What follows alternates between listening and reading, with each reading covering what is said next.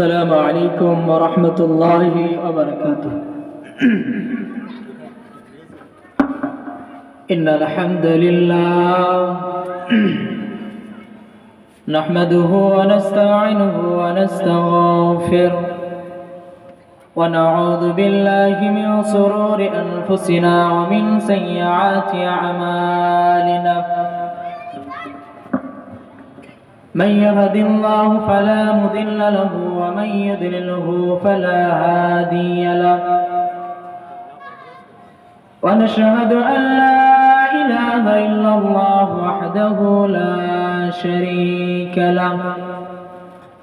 وأشهد أن سيدنا وسندنا ومولانا محمدا عبده ورسوله.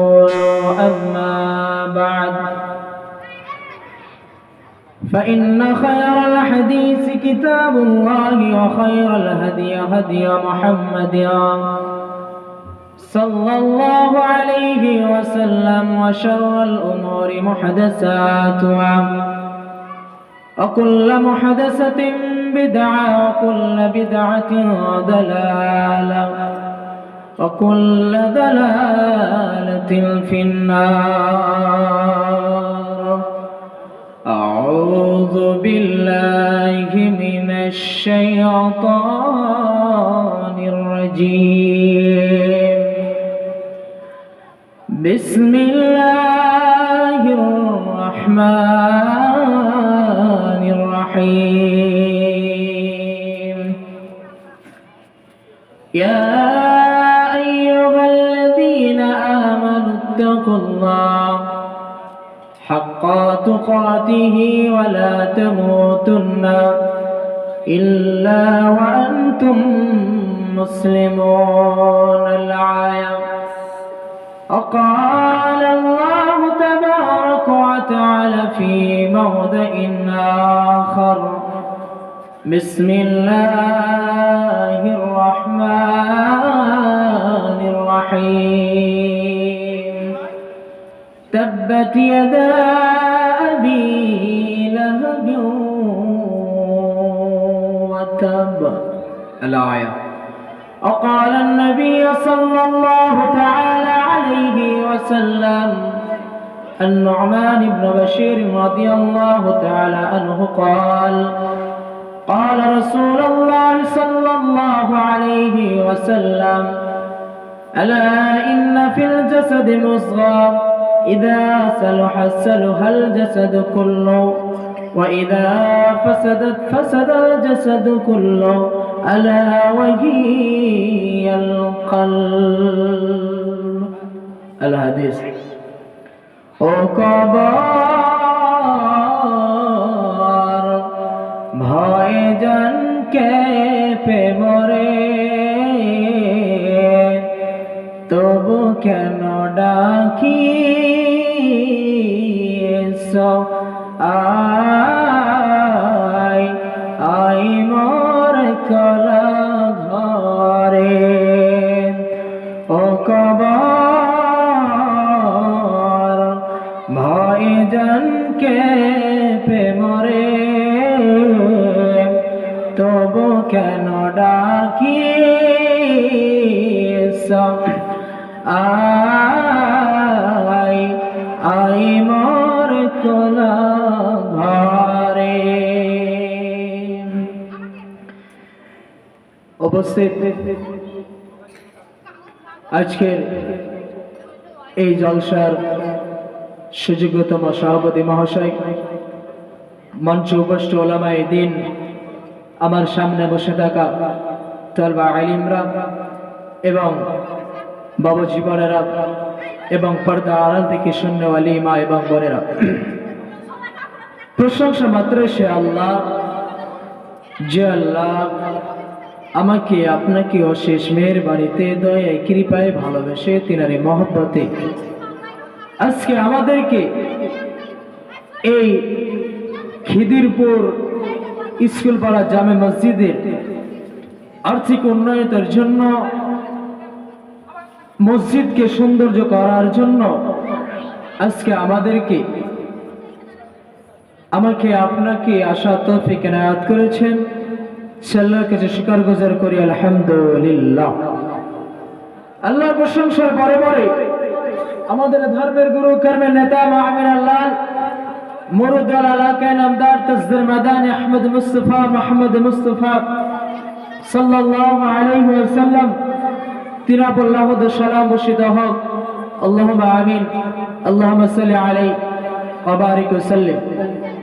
সম্মানিত উপস্থিতি, আমি আপনাদের সম্মুখে সেই দুটি সূরা থেকে দুটি আয়াতের অংশ তেলাওয়াত করেছি। মুহাম্মদ রাসূলুল্লাহ সাল্লাল্লাহু আলাইহি ওয়াসাল্লামের জবান থেকে একটি হাদিস পেশ করেছি। সেই আয়াত এবং হাদিসকে সামনে রেখে আজকের বক্তব্যের বিষয় হবে ইনশাআল্লাহ তাআলা ওয়া মা তাওফিক ইল্লা বিল্লাহ। এবং আজকের আমার বক্তব্যের বিষয় হবে যে আজকে আমাকে একটি বিষয় বেঁধে দেওয়া হয়েছে। হয়তো আমি মনে করেছিলাম অন্য বিষয় নিয়ে কিছুক্ষণ আলোচনা করব, কিন্তু এটি মসজিদের জালসা। সেই মসজিদের আর্থিক উন্নয়ন কিভাবে হবে, মানুষ কিভাবে সেই দিকে আকৃষ্ট হবে, সেই মসজিদ সম্পর্কে আলোচনা করতে বলেছেন। যাই হোক, আমি সেই বিষয় নিয়ে যে মসজিদের মধ্যে কি কাজ করা হয়, মসজিদ জায়গাটা কি, মসজিদটি কার ইবাদত হবে, কোন গল্প গুজব হবে না, কোনো রাজনীতির কথা হবে না, কোনো ব্যবসার কথা হবে না, শুধু একমাত্র আল্লাহ তাবারক ওয়া তাআলার গুণগান করা হবে। বন্ধুরা আমার, আজকের আমার বক্তব্য শুরু করব, তার আগে দেখুন আল্লাহ পাক রব্বুল আলামিন আমাকে আপনাকে সৃষ্টি করেছেন। আমাকে আপনাকে সৃষ্টি করার পরে ছেড়ে দেন নাই। মুহাম্মদ রাসূলুল্লাহ সাল্লাল্লাহু আলাইহি ওয়াসাল্লামের প্রতি একখানা কোরআনুল কারীম নাযিল করেছেন। আমরা সেই কোরআনুল কারীমটি অনেকে জানি এবং জানি না। যারা জানি তারা আমরা ভাগ্যবান, এবং যারা জানি না তার চাইতে আসমান এবং জমিনের মধ্যে হতভাগা কোনো ব্যক্তি নেই। এই কোরআনটি কোথা থেকে এলো? এই কোরআনের জন্য, এই হাদিসের জন্য, এই ইসলামকে প্রতিষ্ঠিত করার জন্য কারা রক্ত দিয়েছে, কারা কষ্ট করেছে, কারা তাদের বিবি বাল বাচ্চাকে ছেড়ে দিয়ে, তাদের মালের মহব্বত না করে, তাদের সম্পদের মহব্বত না করে, কেবলমাত্র আল্লাহকে রাজি খুশি করার জন্য তিনি নবী জানা মুহাম্মদুর রাসূলুল্লাহ সাল্লাল্লাহু আলাইহি ওয়াসাল্লামের কে রাজি করার জন্য তিনারা রক্ত দিয়েছেন, তিনারা জিহাদের ময়দানে লড়েছেন।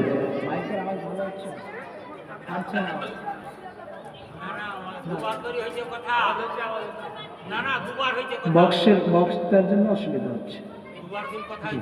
ঠিক আছে, ঠিক আছে, ঠিক আছে। যাই হোক, এই সমস্যা যদি হয় ভাই একটু ই করে দেন, স্লো করা হয় করে দেন, না একটু সাইড করে দেন। শ্রোতাদের সমস্যা দেখা যাবে এখানে। আমরা জালসা শুরু থেকেই আলোচনা করা আছে বা বলা আছে। আমার আগে অনেকে যেখানে এখানে এসেছিলেন বলছিলেন একটা বিষয়, বিশেষ করে আমাদের বকুলতলা পাড়া মসজিদের যে গলি আছে, এই আশেপাশে যে গলিগুলো আপনারা মেলা বসিয়েছেন, এটা কিন্তু নির্ঘাত অন্যায় কাজ। প্রথমত আপনাদের বলা হয়েছে, বিশেষ করে আজকে এত সুন্দর একটা পরিবেশকে নষ্ট করিয়েন না। আর দ্বিতীয় কথা, এটা একটা ইসলামিক সভা, এখানে হিন্দুরা কথা নিয়ে আসবেন কেন? এই জন্য আপনাদের কাছে আহ্বান জানাচ্ছি, আমাদের মসজিদ কমিটি গিয়ে যে কোনো মুহূর্তে আপনাদের মেলা তুলে দেবেন এবং যে কোনো সিদ্ধান্ত নিতে পারেন। এই জন্য শান্ত পরিবেশকে গরম না করে কমপক্ষে আপনারা মেলা জানা বসিয়েছেন, আপনারা উঠে যান। এটা আপনার জন্য শ্রেয় এবং ভালো হবে।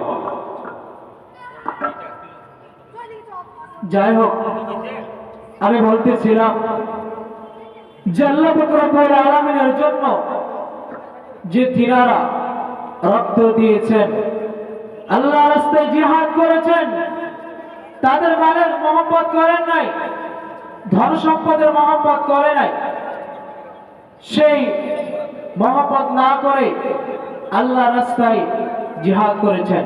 বন্ধুরা আমার, আল্লাহ পাক রব্বুল আলামিন কোরআনুল কারীমের মধ্যে বলছেন যে আমি জিন এবং মানব জাতিকে আমা খালাকতুল জিন্না ওয়াল ইনসা ইল্লা লিয়াবুদুন, আমি জিন এবং মানব জাতিকে কেবলমাত্র আল্লাহর ইবাদত করার জন্য পৃথিবীর মধ্যে পাঠিয়েছি।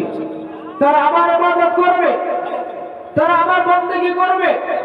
বন্ধুরা আমার, আল্লাহ পাক রব্বুল আলামিন এরকম ভাবে যে কথাগুলো বলেছেন, কর্মগুলো করতে বলেছেন, সেই কাজ এবং কর্মগুলোকে আমাকে আপনাকে করতে হবে।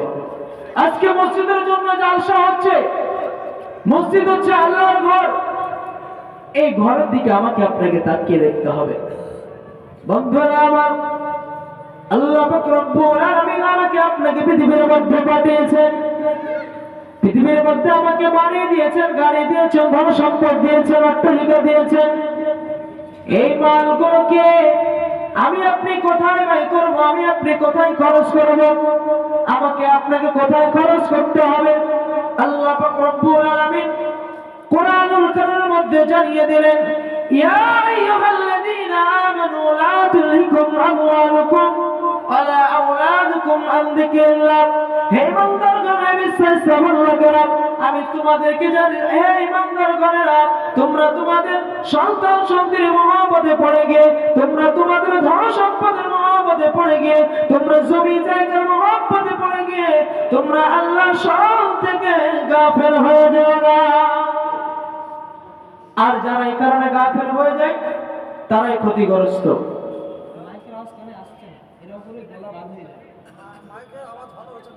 কানে আসছে না,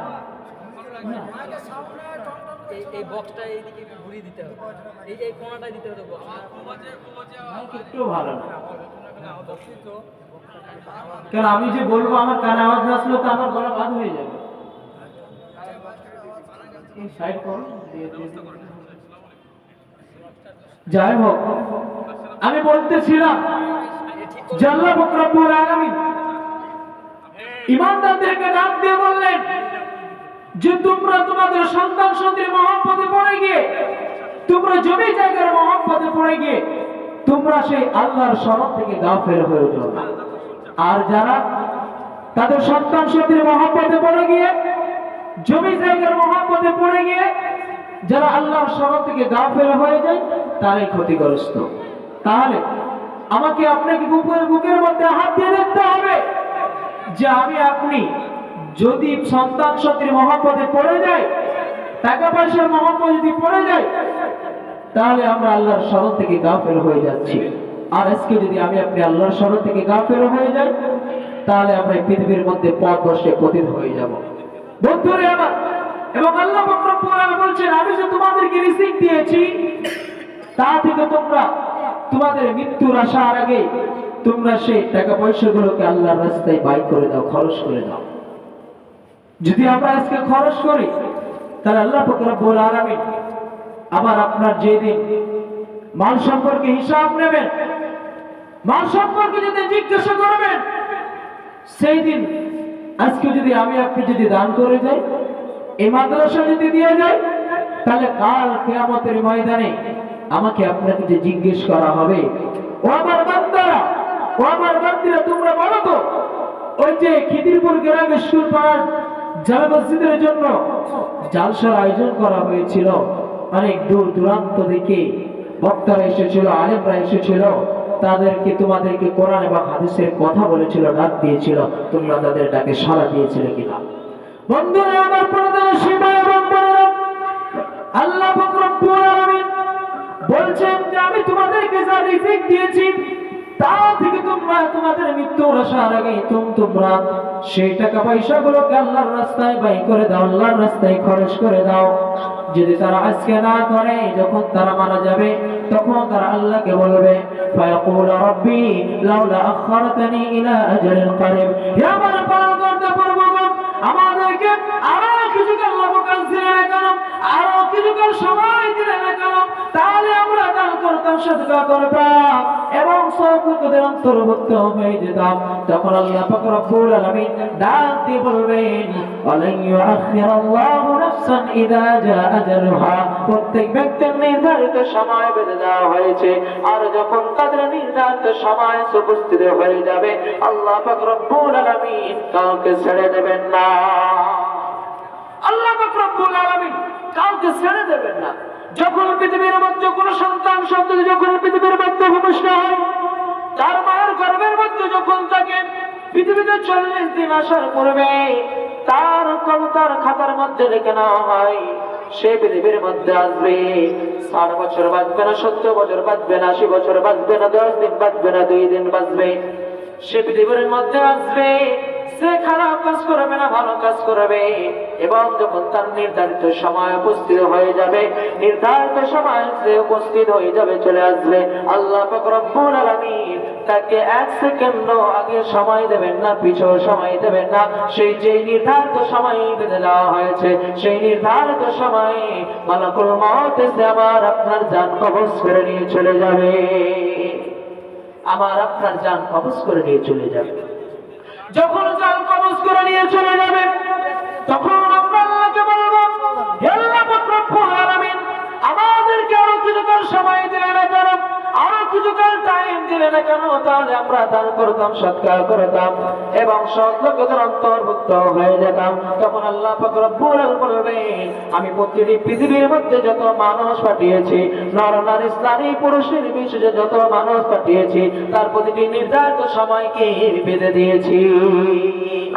আজকে যদি আপনি দিয়ে যান, কালকে আমাদের ময়দানে যেদিন আপনাকে জিজ্ঞেস করবেন, আপনাকে যখন জিজ্ঞাসাবাদ করা হবে, আমার বান্দারা, ও খিদিরপুর গ্রামের পাশে তোমরা বলা, আমি যে তোমাদেরকে মাল দিয়েছিলাম, ধন সম্পদ দিয়েছিলাম, তোমরা সেই মালগুলোকে, ধন সম্পদ গুলোকে তোমরা কোথায় ব্যয় করেছিলে, তোমরা কোথায় খরচ করেছিলে? আজকে যদি আপনি দিয়ে যান, কালকে আমাদের ময়দানে আপনার গলা উঁচু হয়ে যাবে এবং সেদিন আপনি আল্লাহকে বলবেন, হে আল্লাহ পাক রব্বুল আলামিন, পূর্বক ওই যে খিদিরপুর গ্রামে স্কুল পাড়ার মসজিদের মধ্যে জালসার আয়োজন করেছিল, বক্তাগণ এসেছিল, কোরআন এবং হাদিসের ডাক দিয়েছিল, আমরা তাদের ডাকে সাড়া দিয়েছিলাম, আমরা তাদের ডাকে সাড়া দিয়েছিলাম, আমরা দান করেছিলাম, আমরা সৎকার করেছিলাম। বন্ধুরে আমার, সেদিন আল্লাহ পাক রব্বুল আলামিন আসমান থেকে, আল্লাহ পাক রব্বুল আলামিন ফেরেশতাকে বলবেন, ওরে আমার ফেরেশতারা, আমার বান্দা সত্য কথা বলছে, আমার বান্দা সেই মাদ্রাসায় দান করেছিল, তোমরা তাকে জান্নাতের মধ্যে প্রবেশ করিয়ে দাও। এটি হবে যে ব্যক্তি পৃথিবীর মধ্যে দান করবে, পৃথিবীর মধ্যে সৎকার করবে, সেই ব্যক্তির এই জিনিসগুলো করে দেওয়া হবে, তার জন্য জান্নাতের ব্যবস্থা করে দেওয়া হবে। বন্ধুরে আমার, তাহলে আমাকে আপনাকে এগিয়ে আসতে হবে, এগিয়ে এসে সেই মসজিদের জন্য আমাকে আপনাকে প্রাণ ভরে মন উজাড় করে দান করতে হবে। বন্ধুরে আমার, আল্লাহ রাসূল সাল্লাল্লাহু আলাইহি ওয়াসাল্লাম এই দিনের জন্য কতই না কষ্ট করেছে, এই দিনের জন্য, এই মসজিদের জন্য যে কতই না কষ্ট করেছে। আপনি যে আপনাদের উপরে যদি, আপনাদের কাছে যদি লাগাতার আলোচনা করা যায়, তবুও শেষ হবে না।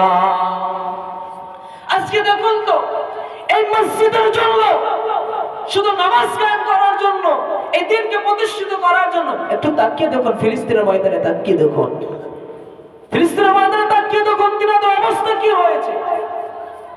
কত মা কে মেরে ফেলে দেওয়া হয়েছে, কত বাবা এই দুনিয়া ছেড়ে বিদায় নিয়ে নিয়েছে, কত লাখ লাখ শিশুরা কান্না করতেছে, এতিম হয়ে গিয়েছে, তাদের মাকে, তাদের বাবাকে তাদের সামনে মেরে ফেলে দেওয়া হয়েছে, গুলি মেরে দেওয়া হয়েছে, বোম মেরে দেওয়া হয়েছে, তছনছ হয়ে গিয়েছে। আপনি কি অন্তরের মধ্যে একটু দিলে দয়া হয় না? আল্লাহ পাক রব্বুল আলামিন বলছেন, আল মুসলিম আখুল মুসলিম, যে একজন মুসলিম অপর মুসলমানের ভাই, যে একজন মুসলমানের প্রতি যদি আঘাত লাগে, তাহলে তার একজন মুসলমান ভাইয়ের উচিত হলো যে তার শরীরের মধ্যে যেন আঘাত লাগে। এটা ঈমানের পরিচয়, ঈমানদারের পরিচয়।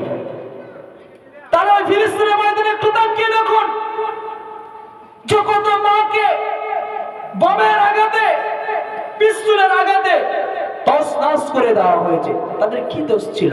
কিসের জন্য তারা লড়াই করছে? একটি কথা শুনুন।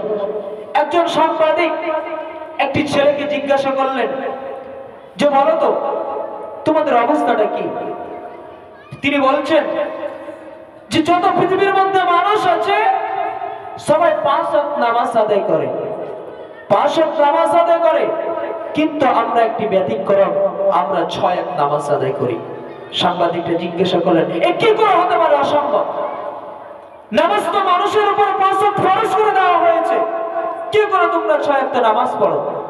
বন্ধুরে আমার, দুঃখজনক ব্যাপার, তিনি বলতেছেন যে আপনারা তো নামাজ আদায় করেন, নামাজের অর্থে 5 ওয়াক্ত নামাজ আদায় করেন, যোহর, আসর, মাগরিব, ইশা, ফজর, কিন্তু আমরা প্রতিদিন নামাজের পরে প্রতিদিন জানাজার নামাজ আদায় করি। একদিন নয়, 2 দিন নয়, লাগাতার প্রতিদিন আমরা জানাজার নামাজ আদায় করি। তাহলে একটু দেখুন তো, আমরা মুসলিম, আমাদের কি মুসলমান ঘরে জন্ম নেওয়াটা অপরাধ হয়েছে? তারা কি দোষ করেছিল? এতিম সেই শিশু বাচ্চারা, তারা মুখে কথা বলতে পারে না, তাদের জবান থেকে ভালো করে কালেমা কথা উচ্চারিত হয় না, কারোর সঙ্গে কথা বলতে পারে না। তাদের শিশুদের দেহগুলোকে দেখেন নাই আপনি? মিডিয়ার মধ্যে দেখেন নাই যে তার অর্ধেক শরীরকে ঝলসে দেওয়া হয়েছে, অর্ধেক শরীর ভালো আছে, তিনার শরীর থেকে মাংসের টুকরোগুলো বের করা হচ্ছে। বন্ধুরে আবার, সেই নিষ্পাপ বাচ্চাটির কি দোষ ছিল? সে মার কি দোষ ছিল? সে বাবার কি দোষ ছিল? কিসের জন্য তাদের উপর অত্যাচার করা হচ্ছে? কিসের জন্য তিনারা মার খাচ্ছেন?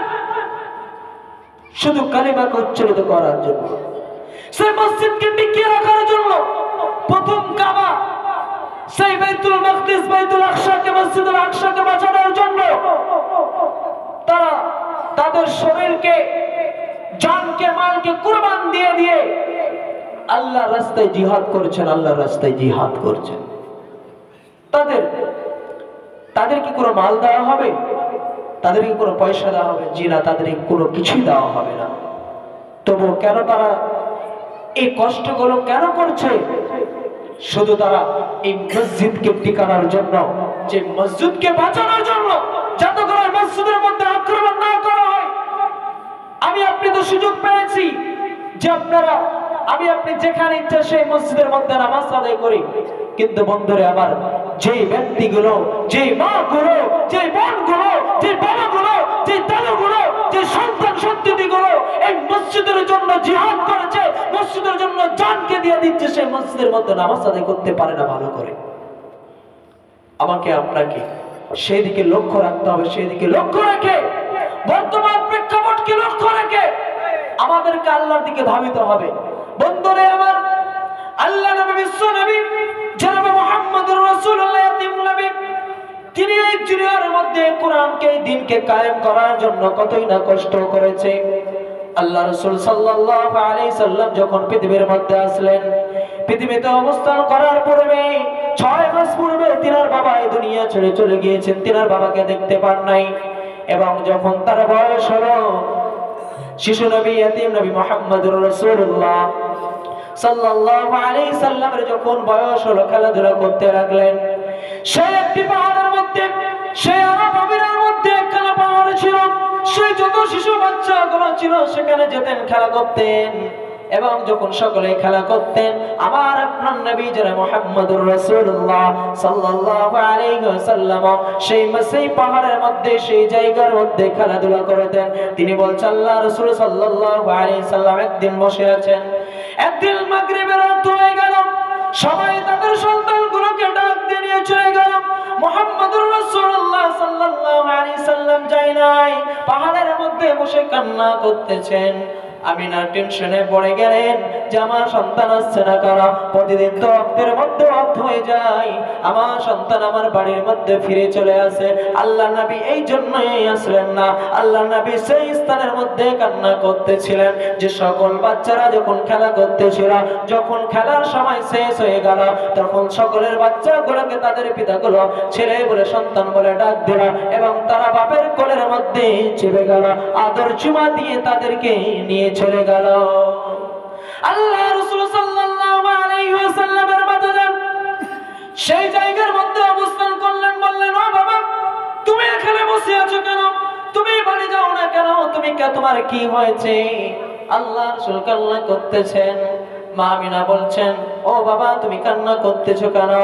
আল্লাহ রাসূল সাল্লাল্লাহু আলাইহি ওয়াসাল্লাম বললেন, ও মা তুমি একটি কথা বলো তো, আমার কাছে আমার তোমার কাছে একখানা প্রশ্ন, যে সকল বাচ্চারা এই জায়গার মধ্যে খেলা করতে আসে, যখন সন্ধ্যা হয়ে যায়, যখন রাত্রি লেগে যায়, সকলের পিতাগুলো তাদেরকে সন্তান বলে ডাক দিত এবং ডাক দিয়ে তাদের পিতার মধ্যে বাবার কোলের মধ্যে চেপে যায়, আমার কি বাবা আছে না? আমার কি বাবা বেঁচে নাই? আমার বাবা কোথায় গিয়েছে? আমাকে কেন আমাকে নেওয়ার জন্য কোনো ব্যক্তি আসে না কেন?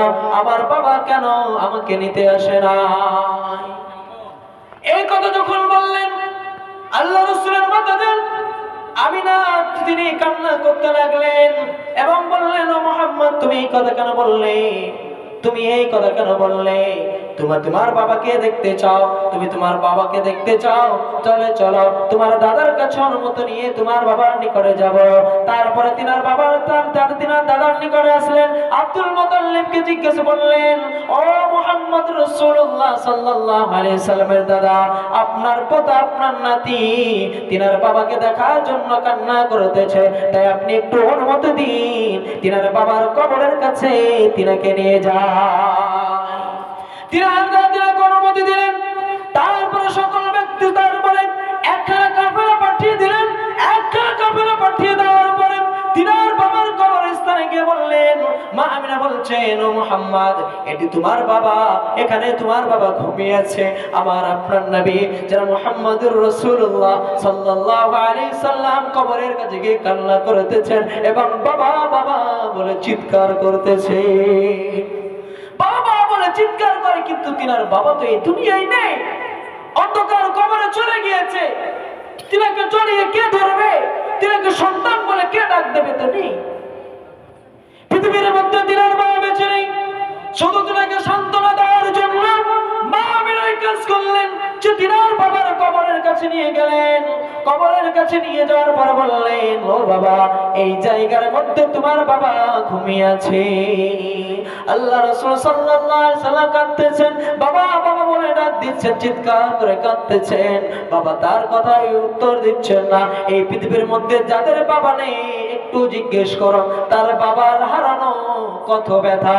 এই পৃথিবীর মধ্যে যার বাবা নেই, যার মা বেঁচে নেই, এই পৃথিবীর মধ্যে কোনো জিনিস ভালো লাগবে না। সে যদি লাখপতি হোক না কেন, করোড়পতি হোক না কেন, বাবু ব্যবসায়িক হোক না কেন, চাকরিজীবী হোক না কেন, সেই পৃথিবীর মধ্যে শান্তি অর্জন করতে পারবে না।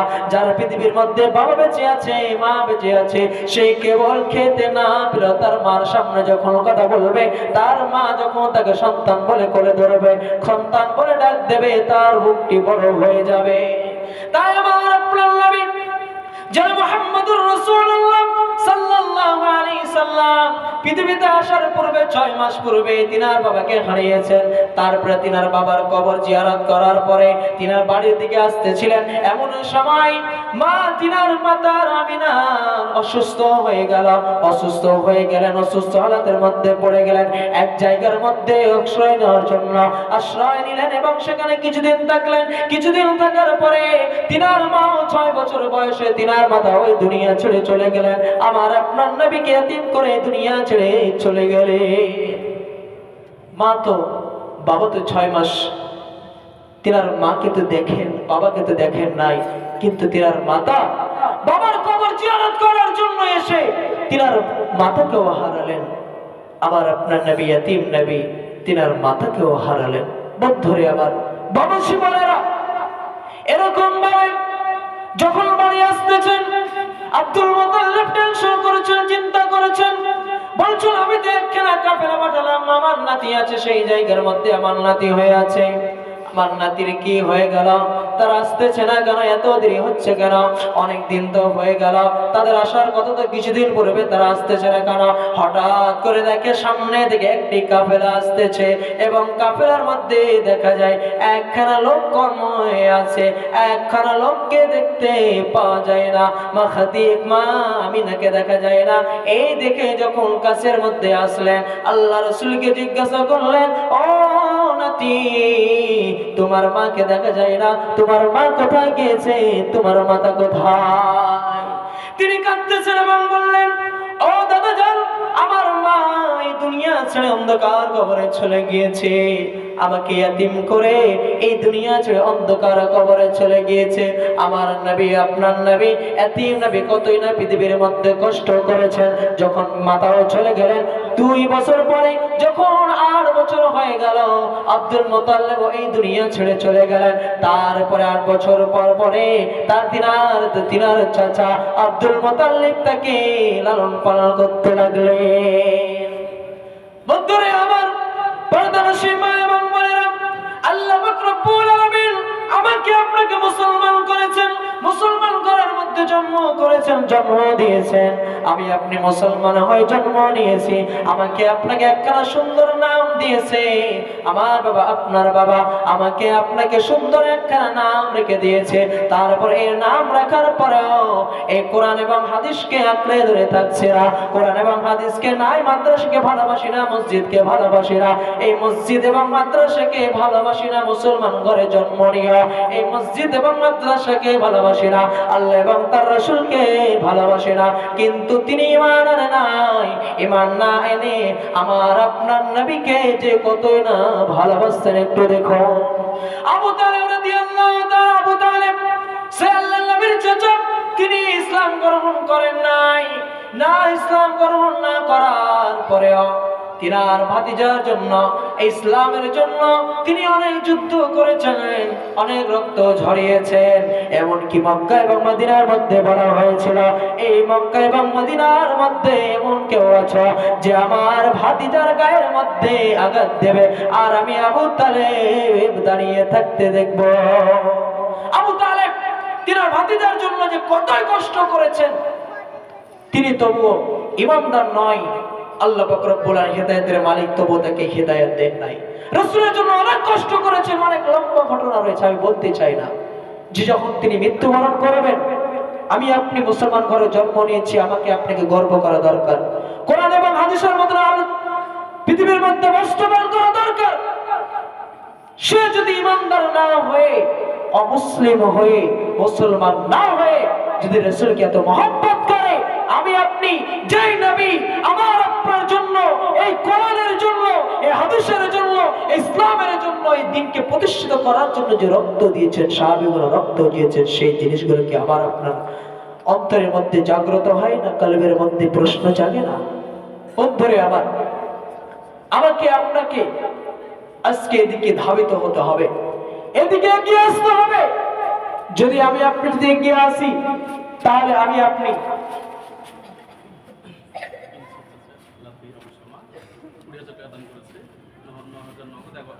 বলছি লাভবান হয়ে যাব। বন্ধুরে আমার, তাহলে আমাদেরকে এই নবী এবং সাহাবীদের ঘটনা থেকে বাস্তবায়ন করতে হবে। এই মসজিদের মধ্যে কি কাজ হবে? আমি আপনি যে মসজিদের মধ্যে টাকাগুলো দেব, মসজিদের মধ্যে মালগুলো দেব, কি হবে আপনি জানেন? এই মসজিদের মধ্যে আল্লাহর ইবাদত করা হবে, মসজিদের মধ্যে নামাজ আদায় করা হবে। পৃথিবীর মধ্যে যত ইবাদত আছে, তার মধ্যে অন্যতম একটি ইবাদত হচ্ছে নামাজ আদায় করা। সেই মসজিদের মধ্যে নামাজ আদায় করবে। এই নামাজের জন্য, এই নামাজে যে কত গুরুত্ব রয়েছে, ফজিলত রয়েছে। এই নামাজ এমন একটি ইবাদত, মানুষ যদি নামাজ আদায় করে, তাহলে তার খারাপ কাজগুলোকে আল্লাহ পাক রব্বুল আলামিন দূরে সরিয়ে দেন। আল্লাহ পাক রব্বুল আলামিন তার খারাপ আমলগুলোকে দূরে সরিয়ে দেন। তাহলে আল্লাহ রাসূল সাল্লাল্লাহু আলাইহি ওয়াসাল্লাম যেদিন এই দুনিয়া থেকে বিদায় নেবেন, এই দুনিয়া ছেড়ে যেদিন বিদায় নেবেন, বিদায় নেওয়ার পূর্বে আল্লাহ রাসূল সাল্লাল্লাহু আলাইহি ওয়াসাল্লামের যখন মালাকুল মউত জান কবজ করবেন, তিনি এক কথা বলেছিলেন, as-salat as-salat, নামাজ নামাজ নামাজ। আল্লাহ রাসূল সাল্লাল্লাহু আলাইহি ওয়াসাল্লাম মৃত্যুর কিছুক্ষণ পূর্বে মা আয়েশা রাদিয়াল্লাহু তাআলা আনহাকে বললেন, ও আয়েশা, আমি থাকতে পারছি না, আমার জ্বর হয়েছে, প্রচন্ড জ্বর হয়েছে। মা আয়েশার ঘরের মধ্যে প্রবেশ করলেন এবং তিনার জানটি উরুটি বাড়িয়ে দিলেন, এবং বাড়িয়ে দেওয়ার পরে আল্লাহ রাসূল সেই জায়গায় ঘুমিয়ে গেলেন। ঘুমিয়ে যাওয়ার পরে বেলাল হাবশী রাদিয়াল্লাহু তাআলা আনহু আযান দিতে আরম্ভ করলেন। যখন বেলাল আযান দিতে আরম্ভ করলেন, আমার আপনার নবী, দয়ার নবী, মায়ের নবী ইয়াতীম নবী জনাব মুহাম্মদুর রাসূলুল্লাহ সাল্লাল্লাহু আলাইহি ওয়াসাল্লাম আয়েশাকে বলতেছেন, আয়েশা আমাকে ছেড়ে দাও, আমি নামাজ পড়ার জন্য মসজিদে যাব। আল্লাহ রাসূল যখন উঠতে আরম্ভ করলেন, উঠতেছে কিন্তু তিনি উঠতে পারছেন না, আবার পড়ে যাচ্ছেন। আল্লাহ রাসূল এতই জ্বর হয়েছিল, এতই জ্বর হয়েছিল, আল্লাহ রাসূল উঠতে পারছিলেন না। আয়েশা রাদিয়াল্লাহু তাআলাকে বললেন, ও আয়েশা, আমার তো মসজিদের মধ্যে নামাজ হয়ে গেল, নামাজ কে পড়াবে? আমার সাহাবীরা তো অপেক্ষায় থাকবে যে আল্লাহ রাসূল কখন আসবে এবং আমরা তাদের তিনার পিছনে কে কখন নামাজ আদায় করাবো। ও আয়েশা, তুমি যাও, তুমি যাও, আমার প্রিয় সাহাবী তোমার আব্বা হযরত আবু বকর রাদিয়াল্লাহু তাআলাকে বলে দাও সে যেন আমার ইমামতির জায়গায় যেন ইমামতি করে। এই কথা শুনে যখন বললেন, তিনার আব্বাকে হযরত আবু বকর রাদিয়াল্লাহু তাআলাকে বললেন, ও আমার আব্বা, আল্লাহ রাসূল বলেছেন, আপনার জামাই বলেছেন যে আপনি আল্লাহ রাসূলের জায়গায় আপনার জামাইয়ের ইমামতির জায়গায় আপনি ইমামতি করবেন। এই কথা যখন সাহাবীগণ শুনলেন, সাহাবীগণের কান্নায় রোল উঠে গেল, কান্নায় রোল উঠে গেল, কান্না করতে লাগলেন। ওমর কান্না করতেছেন, আবু বকর কান্না করতেছেন, উসমান কান্না করতেছেন, আলী কান্না করতেছেন, এরকম ভাবে যত সাহাবীগণ ছিলেন কান্না করতেছে। তারপরে যখন নামাজ আদায় করার জন্য বললেন, নামাজ আদায় করতেছেন, ইতিমধ্যে আল্লাহ রাসূল সাল্লাল্লাহু আলাইহি সাল্লাম মা আয়েশাকে বললেন, ও আয়েশা, তুমি আমাকে একটু ধরো। এবং ধরার পরে মসজিদ নববী এবং আয়েশা রাদিয়াল্লাহু তাআলা ঘরের মধ্যে একখানা জানালা ছিল, একখানা অংশ ছিল যে সেই মসজিদের অংশটুকু দেখা যায়, সেই জায়গায় আমাকে নিয়ে চলো, আমাকে দাঁড় করিয়ে দাও। আল্লাহ রাসূলের কথা শুনে তিনাকে দাঁড় করিয়ে দেওয়া হলো এবং দাঁড় যখন করিয়ে দিলেন, আল্লাহ রাসূল নামাজ আদায় করা সাহাবীদের দেখতেছেন এবং আল্লাহ রাসূলের চোখ দিয়ে পানি ধরতেছেন, অশ্রু ঝরতেছে। কারণ আল্লাহ রাসূলকে জিজ্ঞাসা করলেন, ও আল্লাহর রাসূল, আপনি কান্না করতেছেন কেন? আপনার সাহাবীগণ তো সুন্দরভাবে নামাজ আদায় করতেছে। আল্লাহ রাসূল বললেন, ও আয়েশা, তুমি জেনে নাও, কান্না হচ্ছে দুই রকমের কান্না। একটি কান্না হলো সুখের কান্না, একটি কান্না হলো দুঃখের কান্না। আজকে আমি সুখের কান্না কাঁদতেছি, কেন আমার সাহাবীরা আজকে কতই সুন্দর করে নামাজ আদায় করতেছে, প্রতি জায়গায় নামাজ আদায় করতেছে। এই নামাজের জন্য কত সাহাবী দুনিয়া ছেড়ে বিদায় নিয়ে নিয়েছে, আমাকে কত রক্তাক্ত করা হয়েছে এই নামাজের জন্য, এই দাওয়াত দেওয়ার জন্য। তায়েফের ময়দানে তায়েফের মানুষেরা, তায়েফের লোকেরা ছোট্ট বাচ্চাদেরকে নিয়ে দিয়ে আল্লাহ রাসূলের গায়ের মধ্যে পাথর ছড়িয়েছে, আল্লাহ রাসূলকে পাগল বলে স্বীকৃতি দিয়ে দিয়েছে, এরকম ভাবে পাথর মেরেছে, এরকম ভাবে পাথরের আঘাত দিয়েছে। আল্লাহ রাসূলের গায়ে রক্ত যত জমা ছিল, রক্ত রঙিন হয়ে গিয়েছিল। আয়েশা, তুমি জানো না এই নামাজের জন্য খাব্বাবকে কতই না মারধর করা হয়েছে, এই নামাজের জন্য, ইসলামের জন্য বেলাল রাদিয়াল্লাহু তাআলা কতই না কষ্ট করেছে, এরকম কতই না মানুষ কষ্ট করে, কতই না সাহাবী কষ্ট করেছে। এমনকি ওদের ময়দানে আমার দাঁতগুলোকে ভেঙে দেওয়া হয়েছে, দাঁত ভেঙে দেওয়া হয়েছে। এই জন্যই আমি আজকে এই জন্যই কান্না করতেছি। আজকে দেখো আয়েশা, দেখো আজকে কত সুন্দর করে আমার সাহাবীরা নামাজ আদায় করতেছে।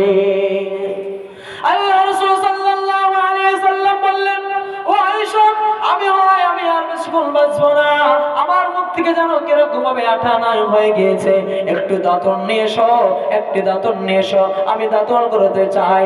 আল্লাহ রাসূলের স্ত্রী হযরত আয়েশা গেলেন না, যদি তিনি যেতেন এই জন্যই গেলেন না, যদি তিনি চলে যেতেন, আল্লাহ রাসূল যদি পড়ে যায়, আল্লাহ রাসূলের যদি কিছু হয়ে যায়, এই জন্যই তিনি গেলেন না। তিনার ভাই আব্দুর রহমান বিন আউফকে ডাকলেন, ও আব্দুর রহমান, একটি মিশওয়াক নিয়ে এসো, আল্লাহ রাসূলের জন্য মিশওয়াক নিয়ে এসো হলো। এবং আল্লাহ রাসূল আয়েশাকে বললেন, ও আয়েশা, তুমি এই মিশওয়াকটিকে চাপিয়ে দাও। এই মিশওয়াকটিকে চাপিয়ে দিলেন। চাপিয়ে দেওয়ার পরে আল্লাহ রাসূল সে চাপিয়ে দেওয়ার পরে মিশওয়াকের রসগুলো চুষতে আরম্ভ করলেন। আর আয়েশাকে লক্ষ্য করে বললেন, ও আয়েশা, ও আয়েশা রে, তুমি জেনে নাও, আমি কি তোমাকে খুশি করব না? তুমি আমার জন্য অনেক কষ্ট করেছো, আমি কি তোমাকে শেষ বেলায় খুশি করব না? আজকে আমি তোমার লালাগুলোকে ছিঁড়ে নিলাম, আমি তোমার লালাগুলোকে চেটে নিলাম। এই জন্য তার আল্লাহ রাসূল সাল্লাল্লাহু আলাইহি ওয়াসাল্লামের সেবা করলেন। এরকম ভাবে তিনি যখন এই দুনিয়া ছেড়ে বিদায় নেবেন, তারপরে তিনি আর মেয়ে ফাতেমাকে ডাকলেন। ফাতেমাকে বললেন, ও ফাতেমা, ও ফাতেমা, ও ফাতেমা, তুমি কান্না করো না, তুমি কান্না করো না। আমি এই দুনিয়া ছেড়ে চলে যাব। দুনিয়া ছেড়ে চলে যাওয়ার পরে তুমি কিছুদিন পরে তুমিও চলে যাবে এবং তোমার সাথে আমার সঙ্গে সাক্ষাৎ হবে, তোমার সঙ্গে আমার দেখা হবে। আল্লাহ রাসূল সাল্লাল্লাহু আলাইহি ওয়াসাল্লাম কথা যখন বললেন, তিনি হাসতে আরম্ভ করলেন। তারপর রাসূলের যখন মৃত্যুবরণ করাবে, তিনি উচ্চারিত করলেন, আসসালাত আসসালাত আইমালাকাল আসসালাত, আমার উম্মতের নামাজ নামাজ নামাজ। আল্লাহ রাসূলের স্ত্রী আয়েশা বললেন, ও আল্লাহ রাসূলের সাহাবী বললেন, ও আল্লাহ রাসূল উম্মত তোমরা জানো না, আল্লাহ রাসূল যখন নামাজ আদায় করতে যখন সাজদায় যেতেন, আমি তিনার সাজদার মধ্যে কান লাগিয়ে দিতাম এবং দেখতাম তিনি তিনার উম্মতের জন্য কান্না করতেছেন। বলছেন, ইয়া উম্মতি ইয়া উম্মতি ইয়া উম্মতি, উম্মতের জন্য কান্না করতেছেন। যে নবী আমার আপনার জন্য এত কান্না করতেছেন, কিয়ামতের ময়দানে সুপারিশ করবেন, সে নবীর কথা স্মরণ করে, যে আল্লাহ সুপারিশ গ্রহণ করবে, সে আল্লাহর কথা স্মরণ করে আমাদেরকে আজকে এই মসজিদে দান করতে হবে। এমন মানুষ দেখতে চায় যে আপনি কোন ব্যক্তি আছেন যে আজকে মসজিদের জন্য দান করে যাচ্ছে। আসুন মসজিদের জন্য দিয়ে যান। লিল্লাহি তাকবীর, আল্লাহু আকবার। ইনশার চাচার লাতি আবু সামাদ, তিনি পিতার জন্য এই মসজিদের জন্য 20,000 টাকা দান করেছেন। বলা যাবে না লিল্লাহি তাকবীর, আল্লাহু আকবার। 9,000 ক্যাশ দিয়েছেন, 11,000 টাকা কিছুদিন পরে দিয়ে দেবেন। তাই দেখুন, তিনি আল্লাহ রাসূল সাল্লাল্লাহু আলাইহি ওয়াসাল্লাম এবং আল্লাহর ঘরকে কতই না মহব্বত করেন। তিনি এই মসজিদের জন্য 20,000 টাকা দান করেছে। তিনার জন্য একটু দোয়া হবে না? আলহামদুলিল্লাহ রাব্বিল আলামিন ওয়াল আকিবাতুল মুত্তাকিন, আসসালাতু ওয়াসসালামু আলা রাসূলিহি সাইয়্যিদিল আম্বিয়া ওয়াল মুরসালিন। তোমার রহস্য বান্দা কেউ বুঝতে পারে, কথা ছিল বান্দা দেখো কোন ঝোপে ধারে, তোমার আব্দুস সামাদ নাম দেখো এখানে আসিয়া 20,000 টাকা দান দিয়ে গেল মসজিদ ভাবিয়া। মসজিদ বানাবে বলে মনে ছিল আশা, তাই আল্লাহ দেখাইল দানে যে ভরসা, যে আশা ভরসা নিয়ে করে গেল দান। দয়া দানে পার করো গো দয়াময়, আর দোয়া করি আমি তাহার তরেতে, সুখ সালামত রাখো দুনিয়া বিজেতে। আর দোয়া করি আমি তাহার তরণ, দিয়া বলা দিয়া তর সত্যের জীবন, বিপদে আপদে পড়বো কবু ফেলিবে না, এই দোয়া চাইতে চিনি করে রব্বানা। এই দানের মতো যদি আর কেউ থাকে তাহলে দানে এসে পালা লেগে যেত। আল্লাহ পাক রব্বুল আলামিন তোমার বান্দা ইনশাআল্লাহ জান্নাতে যান, এই মসজিদকে মহব্বত করে এই মসজিদের জন্য 20,000 টাকা দান করে গেছে। আল্লাহ যে উদ্দেশ্যে যে নিয়তে দান করে গেছে, আল্লাহ গো তার দান কবুল এবং মঞ্জুর করে নাও।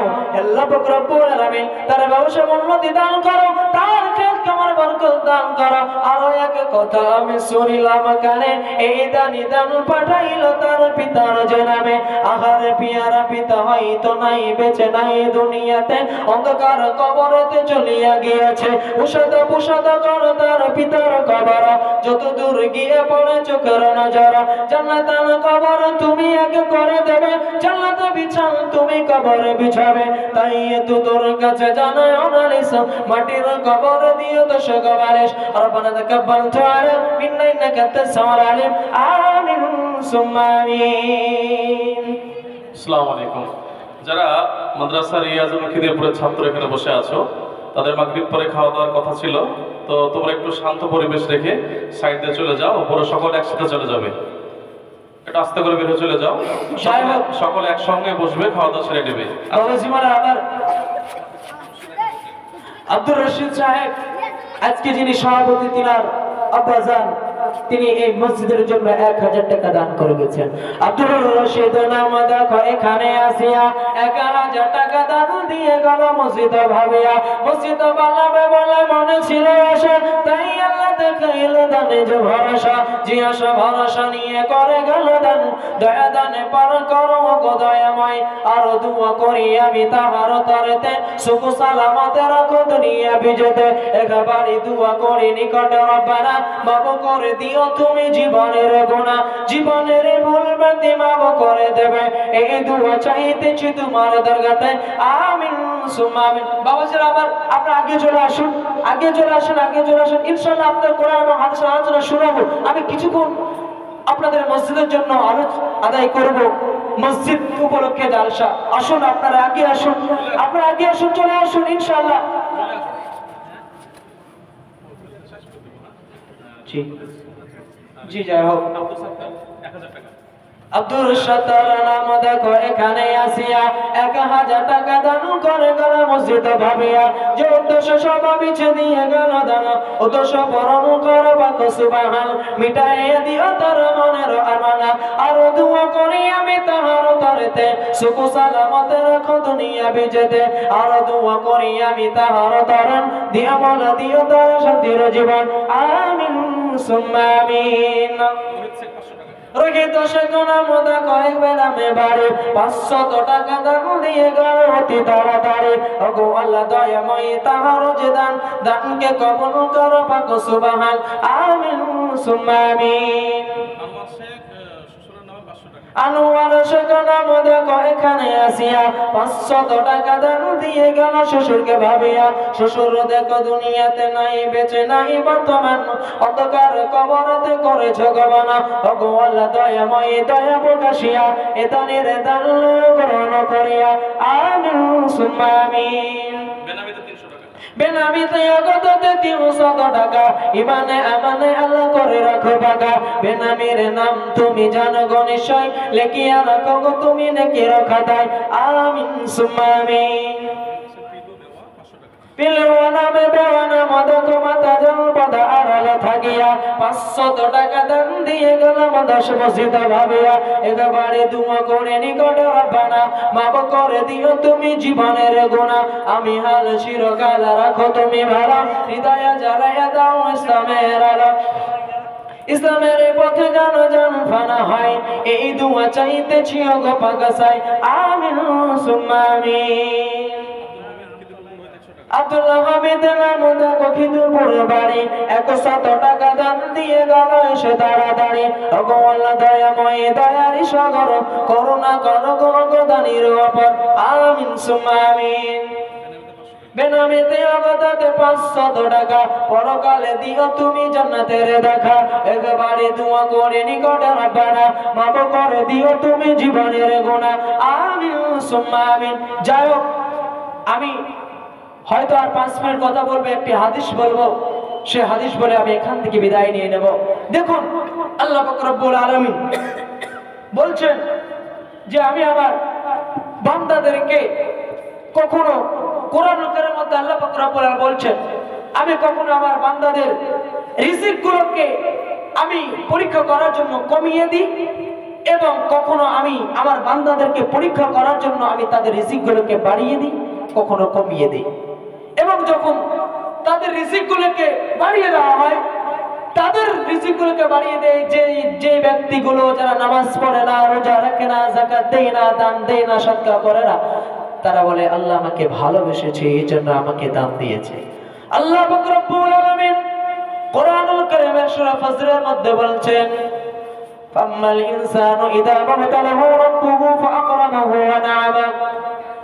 আল্লাহ পাক রব্বুল আলামিন বলছেন, আমি আমার কোন বান্দাকে পরীক্ষা করার জন্য যখন তার মালগুলোকে বাড়িয়ে দিই, তখন সে বলে, সে বলে রব্বি আকরামান, আমার রব, আমার পালনকর্তা, আমার প্রভু আমাকে ভালোবেসেছে, এই জন্যই আমার রব আমাকে মাল দিয়েছে।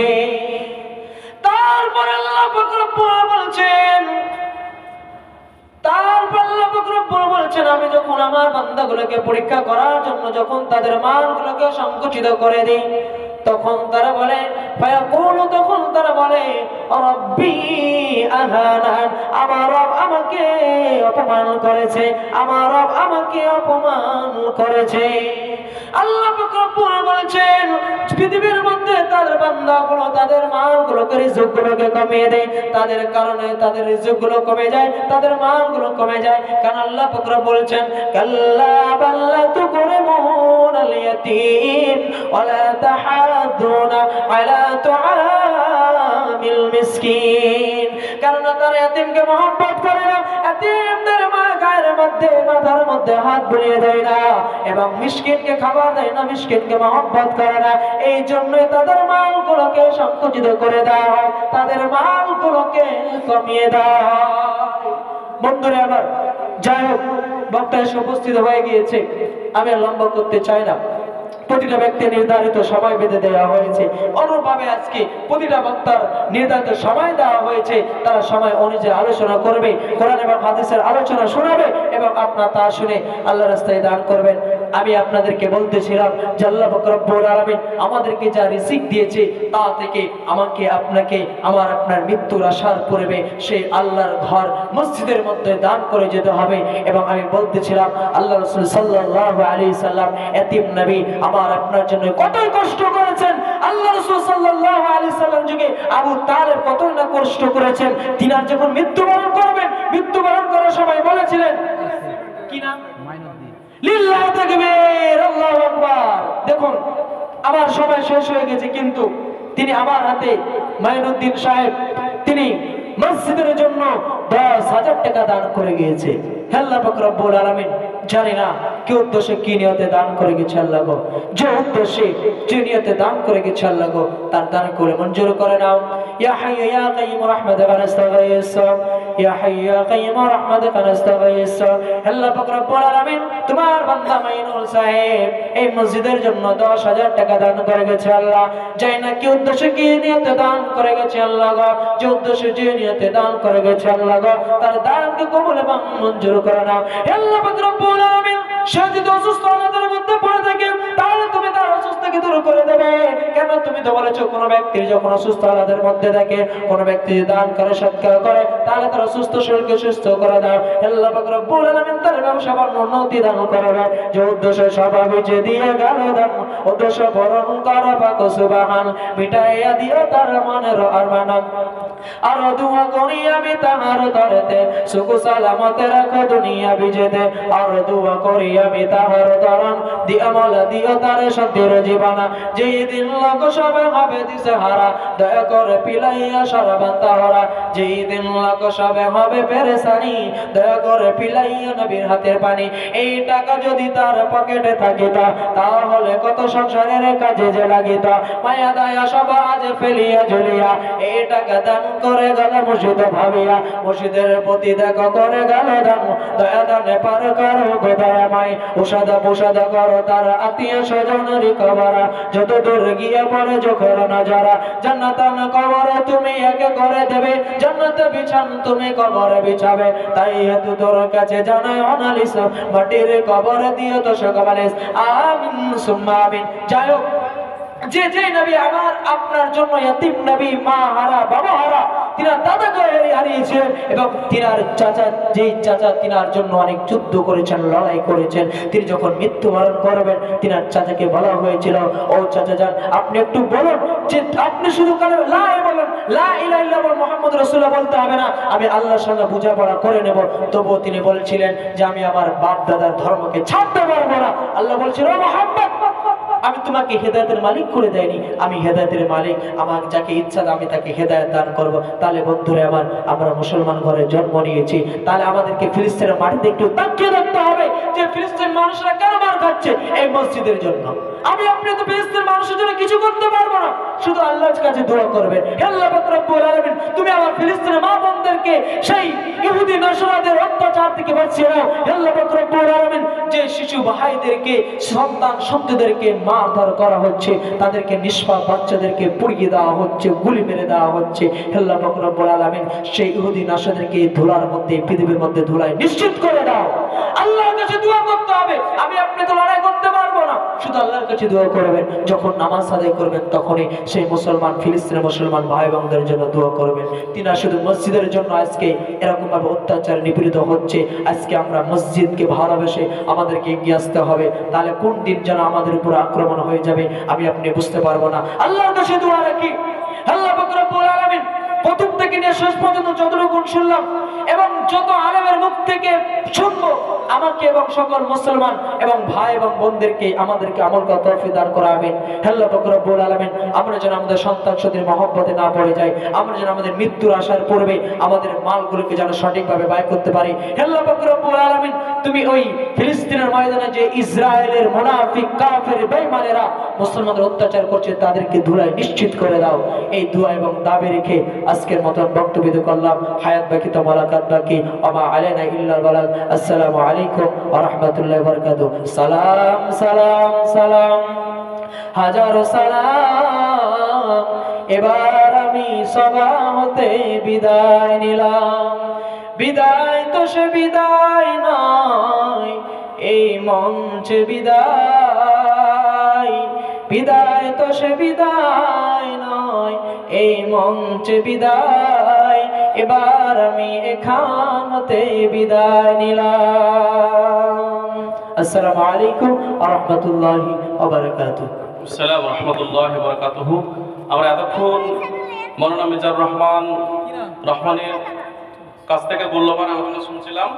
যাই হোক, আল্লাহ তাবারাক ওয়া তাআলা জানে যে সকল কথাগুলো আলোচনা করেছে